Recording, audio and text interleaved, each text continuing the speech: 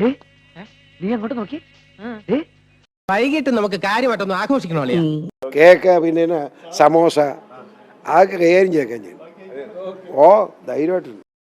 എന്നാലും ഞങ്ങൾക്ക് അത്ര വിശ്വാസം പോരാ. ഒരു കുഴപ്പമില്ല. 4-ാം തീയതി ആകുമ്പോഴത്തേനും സ്വീകരണവും വെള്ളമൊക്കെ പോടി. അങ്ങനെ ഒരു പ്രശ്നമുണ്ട്. വേണ്ട, നീ വിശ്വസിക്കണ്ട. നീ രാത്രി ഡോറും തുറന്നിട്ട് വായും പിടിച്ചിരുന്നോ? ഞാനും ഷോൺ ജോർജും കേരള നിയമസഭയെ കാണും. കേരള നിയമസഭയെ കാണും. സത്യമാ കേരള നിയമസഭയെ കാണും. എല്ലാവരും ഇങ്ങോട്ട് നോക്കി. Good morning. എടാ, പറയാതിരിക്കാൻ പറ്റില്ല കേട്ടോ. നിങ്ങൾ പാരമ്പര്യമായിട്ട് പൊട്ടന്മാരല്ലേ?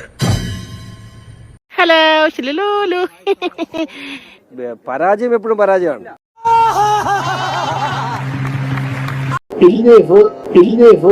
ചെറിയ ഭൂരിപക്ഷത്തോട് ജയിക്കും.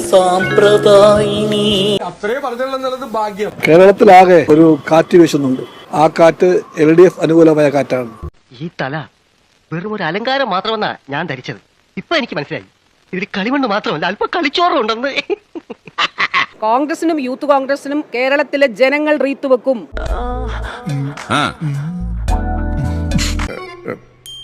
വേറെന്താ? 110 സീറ്റാണ് ഉന്നം വെക്കുന്നത്.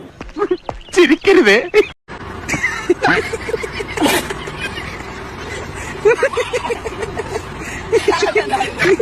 പാലക്കാട് 12-ൽ 12 സീറ്റും LDF നേടാൻ പോവുകയാണ്. ചരിത്രത്തിലില്ലാത്തൊരു വിജയം കേരളത്തിലെ ഇടതുപക്ഷ ജനാധിപത്യ മുന്നണി നേടാൻ പോവുകയാണ്. എന്തോ എങ്ങനെ? 3-ാം റൗണ്ടിൽ പിണറായി വിജയൻ പിന്നിലാണ് എന്ന് പറയുമ്പോൾ ഗവൺമെന്റ് വിരുദ്ധ വികാരം ഈ കേരളത്തിൽ ഒരു സ്ഥലത്തുമില്ല. സത്യത്തിൽ കമ്മ്യൂണിസ്റ്റ് എന്ന് പറഞ്ഞാൽ എന്താ? കമ്മിയായിട്ട് ഊണ് കഴിക്കുന്നവൻ അവനാണ് കമ്മി ഊണിസ്റ്റ്. ഒരിക്കലും ജയിക്കില്ല എന്ന് പ്രതീക്ഷിക്കുന്ന മണ്ഡലത്തിൽ ഉൾപ്പെടെ തൃശ്ശൂർ ജില്ലയിൽ ഉൾപ്പെടെ ജയിക്കാൻ സാധിച്ചിട്ടുണ്ട് എന്നുള്ളതാണ് നമ്മുടെ മുമ്പിലുള്ള കളിക്കൂർ മണ്ഡലത്തിൽ 52% വോട്ട് ഇടതുപക്ഷ ജനാധിപത്യ മുന്നണിക്കുള്ളതാണ്. 52% വോട്ട് ചെയ്താൽ ഇടതുപക്ഷ ജനാധിപത്യ മുന്നണിയുടെ വോട്ടാണ്. ഹലോ ശിലൂലു. നീ വിഷമിക്കാൻ, എനിക്കെന്ത് വിഷമം? എനിക്കൊരു വിഷമമില്ല. എനിക്കൊരു വിഷമമില്ല. പൊതുവെ കേരളത്തിൽ നല്ല പരാജയമാണ് ഇടതുപക്ഷ ജനാധിപത്യ മുന്നണിക്ക് ഉണ്ടായിട്ടുള്ളത്. ഈശ്വര, ഇനി എന്ത് ചെയ്യും? ആലോചിച്ചിട്ട് എത്തും പിടിയും കിട്ടുന്നില്ല. ഈശ്വര, ആലോചിച്ചിട്ട് എത്തും പിടിയും കിട്ടുന്നില്ല. അത് തന്നെയല്ലേ ഞാനിപ്പോ പറഞ്ഞത്. നീ പറഞ്ഞു പറഞ്ഞാൽ എനിക്ക് രണ്ടാമത് പറഞ്ഞൂടെ? എന്നിട്ട് പിന്നീട് എന്ത് സംഭവിച്ചു? പിന്നീട് എന്താണ് ഉണ്ടായെന്ന് വെച്ചാല്, കുടുംബം, എൻ്റെ സുഹൃത്തുക്കൾ, എൻ്റെ ബന്ധുക്കൾ, എന്നെ സ്നേഹിക്കുന്ന എൻ്റെ അടുത്ത ആളുകൾ മുഴുവൻ പറഞ്ഞു ബേപ്പൂരിലേക്ക് പോകരുത്. പിന്നെ കോഴിക്കോട് പത്രമാധ്യമങ്ങളുടെ മുന്നിൽ നിങ്ങളുടെ പ്രസ് ക്ലബ്ബിൽ ഇരുന്നിട്ട് ഞാനൊരു അഗ്രിമെന്റ് എഴുതി. ഞാനും നിങ്ങളോട് മുഹമ്മദ് റിയാസിനെ ഇത്രയും കോൺഫിഡൻസിലാണല്ലോ സംസാരിക്കുന്നത്. വെല്ലുവിളിക്കണം. എന്നാടാ പ്രശ്നം? ബേപ്പൂരിൽ ഞാൻ പരാജയപ്പെട്ടാൽ കിഡ്സൺ കോർണർ തൊട്ട് നമ്മുടെ റെയിൽവേ സ്റ്റേഷൻ വരെ ഞാൻ മൊട്ടയടിച്ചിട്ട് കാതിൽ 2 കമ്മലിട്ട് നടക്കാം. മൊട്ടയടിച്ച് കാതിൽ 2 കമ്മലുമിട്ട്.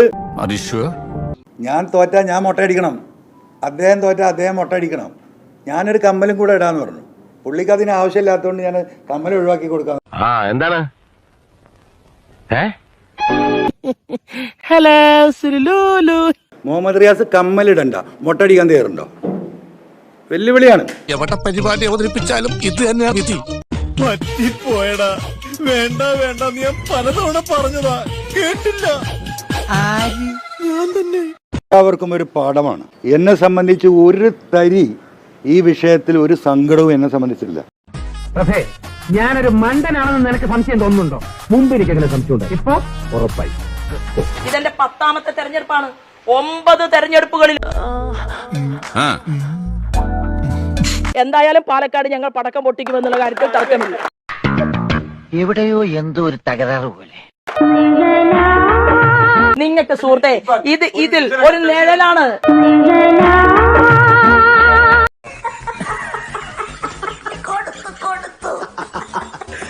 ജനങ്ങളൊരു പോസിറ്റീവ് വോട്ടിംഗ് ഇത്തവണ മഞ്ചേശ്വരത്തും കാസർഗോഡും നൽകും എന്നുള്ളത് സംശയമില്ലാത്ത കാര്യമാണ്. ആരോട് ഇതിങ്ങനെ എത്ര വട്ടം പറഞ്ഞു? ഹലോ ശിലൂലു. നിർത്തി പറഞ്ഞിട്ട് എന്ത് ചെയ്യാനാടാ, ഞാൻ ഇങ്ങനൊരു ദുരന്തനായി പോയി. കേരളത്തിലെ മന്ത്രിമാരൊക്കെ പരാജയപ്പെടുന്ന ആദ്യമാണോ? അതൊക്കെ സ്വാഭാവികമായിട്ടുള്ള കാര്യങ്ങളാണ്. എന്തോ ഒരു പുതിയ കാര്യം സംഭവിച്ചു എന്നുള്ള മട്ടിൽ ഒരു ഡബിൾ എഞ്ചിൻ സർക്കാർ ഉണ്ടാകും, BJPക്ക് മന്ത്രിമാരുണ്ടാകും, NDAക്ക് മുഖ്യമന്ത്രി ഉണ്ടാകും ഈ വരാൻ പോകുന്ന അസംബ്ലി തെരഞ്ഞെടുപ്പിൽ. കാരണം ശ്രീമാൻ മോദിയാണ് ഗ്യാരണ്ടി പറഞ്ഞിട്ടുള്ളത്. കൂടുതൽ വിശേഷം നീ പറയണ്ട, എനിക്കറിയാടി നിന്നെ. ഒന്നിൽ വീട്ടുകാരെ പേടി വേണം, അല്ലെങ്കിൽ നാട്ടുകാരെ. ഇങ്ങനെയുള്ളൊരു തിരിച്ചടി ഞങ്ങൾ പ്രതീക്ഷിച്ചതല്ല. അപ്പോൾ പ്രതീക്ഷിക്കാത്ത രീതിയിലുള്ളൊരു തിരിച്ചടിയാണ് കേരളത്തിൽ ഉണ്ടായിട്ടുള്ളത്. തൃപ്തിയായി സാറേ, എനിക്ക് സന്തോഷായി. ഇപ്പോഴെങ്കിലും സാർ ഇത് ചെയ്തല്ലോ. സോവിയറ്റ് യൂണിയൻ ഉണ്ടായിരുന്നെങ്കിലോ ഈ ആപത്തുണ്ടാകുമായിരുന്നോ? വീട്ടുകളാ ബോധ്യമില്ലാത്ത അവൻ എന്തെങ്കിലും പറഞ്ഞെന്ന് പറഞ്ഞ് വിവരമില്ലാത്ത നിങ്ങളല്ലേ അത് ക്ഷമിക്കേണ്ടത്.